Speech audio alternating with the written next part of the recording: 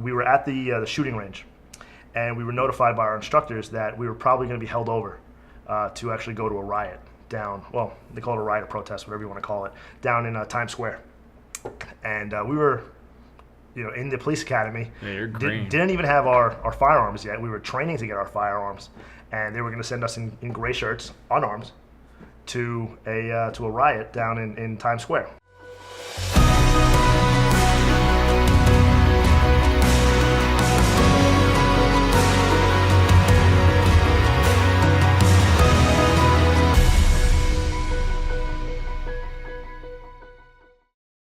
What's going on, guys? Time for another episode of Behind the Uniforms. This is actually going to be one of our last segments here at this Whiskey Walk as we're moving upstairs, so pardon any construction sounds you may hear. Brother, first of all, welcome. Tell everybody who you are, what you brought. Thanks for having me. Austin Glickman with the NYPD. We brought the Rough Rider whiskey. It's a whiskey out of Long Island Distillery. Reason we brought it is because the Rough Riders, Teddy Roosevelt, of course, he also happened to be the NYPD police commissioner, so awesome. Two and two go together and perfect for the whiskey wall. Awesome, man. Well, why don't you give some context about what brings you up here today, and we'll talk more about the organization later, but let's get started. Sure. So I'm the founder of Law Enforcement Officers Weekend. It's a 501c3 based out of Lake George, New York. We run a nonprofit organization that hosts a yearly event up in Lake George for both active and retired police officers, their friends, their families. It's just a really nice weekend to get away, enjoy yourself with your friends, with your families, your colleagues, shooting competitions, seminars, boat cruises, arcades, you name it, we have it. And what we also do, which is really special, we raise money throughout the year. We bring the families of fallen officers up to the event, fully paid for vacation. Awesome. Yeah. What I can tell you guys is this. My crew went down and we captured some of it. We'll lay some highlights over this. But, I mean, what an incredible weekend, man. What an opportunity for families to get together, to find a little bit of rest and relaxation, but to find their people. Right. And I think that's one of the biggest challenges that we face these days is you guys are going so hard.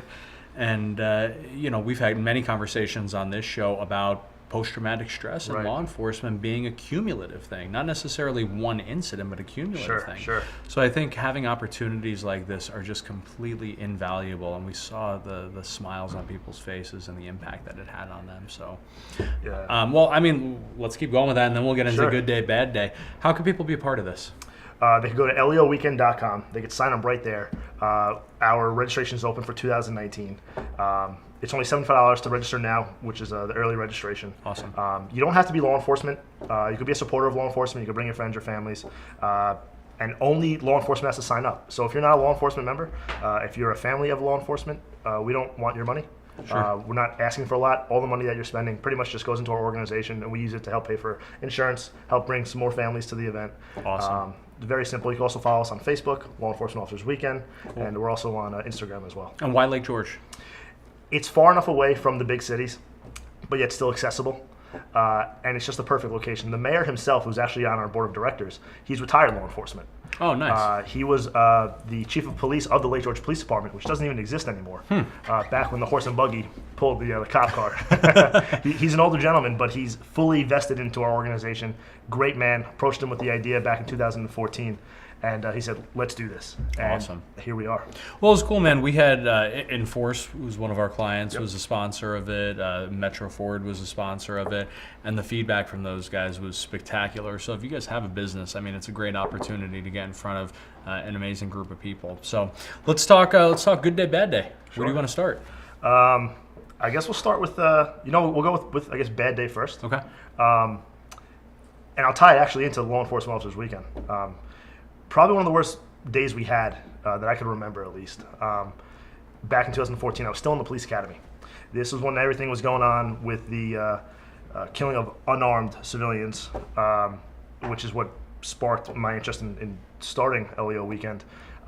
We were at the shooting range, and we were notified by our instructors that we were probably going to be held over to actually go to a riot down, well, they call it a riot, a protest, whatever you want to call it, down in Times Square. And we were, in the police academy. Yeah, you're green. Didn't even have our firearms yet. We were training to get our firearms, and they were going to send us in gray shirts, unarmed, to a riot down in Times Square, or what they thought was going to become a riot in Times Square. And the stress levels just shot through the roof, not just from the recruits, but from the instructors themselves. It was a real bad time that year. And then Lou and Ramos, officers Lou and Ramos got killed a few weeks later.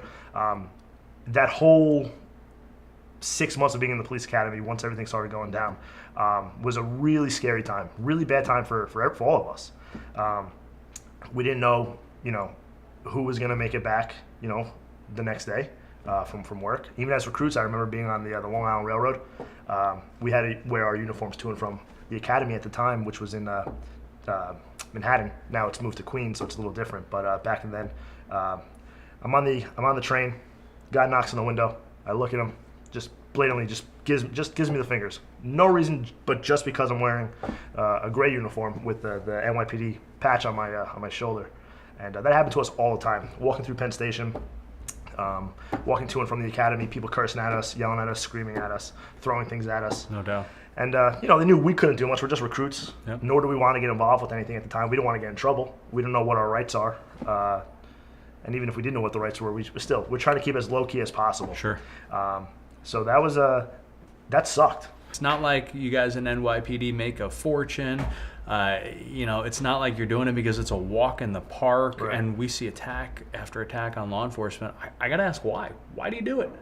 I think for the most part, most of us, not just the NYPDs, any police officer or anyone who works in law enforcement, corrections, parole, probation, etc., we do it because we want to help. We truly do. I know that's a cookie cutter answer, but I truly feel that most of us who work in law enforcement really want to be the guy that stands over the weak and the innocent, and we protect them from the wolves of society. No doubt. Yeah. Awesome. All right, let's talk good day. There's been a lot of good days on the job, and I've only been on the job, like I said, since 2014, so about 4 years now. A lot of great memories so far with just the guys and gals that I work with the NYPD, who are some of the best cops in the world. I think one of the best days I've had so far, which has almost kind of defined my career moving forward, the way I interact with the public. Got called to a job once. It was for an EDP, an emotionally disturbed person. Ended up being a 14-year-old kid who he did take medication for depression and some psychological issues that he had that created some anger. We got there, and it was a black family, very poor, living in a shelter, a domestic violence shelter, actually. So dad wasn't in the picture. I think actually he was locked up. And it was the 14-year-old kid who had anger issues, probably because his father's not around, doesn't really have any male figures in his lives besides his uncle, actually, who I met later on. His two younger siblings, a girl who was I think about 6 or 7 years old, and her brother who was around the same age. And it was around Christmas. We walk into the apartment, and there was about 6 cops there. Two or three of the cops were dealing with the kid, trying to get him to calm down. And I noticed the other siblings, the 2 siblings, were sitting on the floor playing a game of checkers on this really rinky-dink plastic checkerboard. And I said, hey guys, what are you doing? Because I'm trying to get their mind off of what's going on, to try to just get the stress levels down from everyone who's in the room. And they're like, oh, we just got this for Christmas. I said, oh, that's so great. Can I play with you guys? I sat down Indian style, with my gun belt on and my vest. It wasn't very comfortable, but I did it anyway. Sat on the floor, started playing checkers with them. And we started talking. I said, what else did you guys get for Christmas? And they looked at me, and he said, this is what I got. This is my Christmas gift.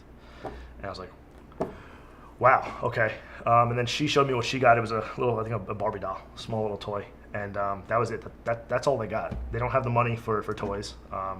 Mom's busy working, I don't even know how many jobs, just to provide ends meet. And he ended up going to the hospital. The older one ended up going to the hospital. We left. Before I left, I always carry NYPD patches with me. And anytime I interact with children, especially those that have been affected by whatever it may be, I try to give them a patch, just to show that we are the good guys. A lot of times parents say, if you're bad, I'm calling the police on you. You're going to go to jail because you're being bad. Right. And that's something we always like to tell parents, don't do that. Right.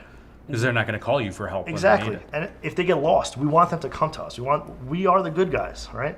And they see us much more than they see the fire department or the paramedics, because we're on the street 24 hours a day, 7 days a week. Yeah. And unfortunately, we just get a bad rap because we also give tickets to people that are driving who are speeding, and right. And we give drinking tickets, and if you're pissing in public, so people think we're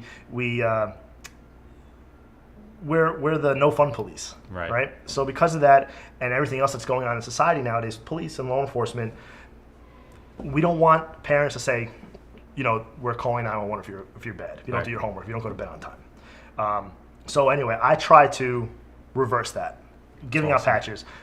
If I see kids playing basketball on a stoop, I'll go play with them. So anyway, so I gave them patches. I got the mom's phone number, and I said, listen, I think I want to try to do something a little special for your kids specifically. Give me like 2 weeks. I'll give you a call, and I'll let you know what I was able to do. So I ended up going on Facebook later that night. I wrote a very long post. I posted the picture with, of course, the mom's permission of the kids and us holding up the patches. And I said, I met this great family. Who here would be willing to donate a gift to each one? And I got just so many people replied. Hundreds of people liked it and shared it. It went like mini viral, I guess you could say.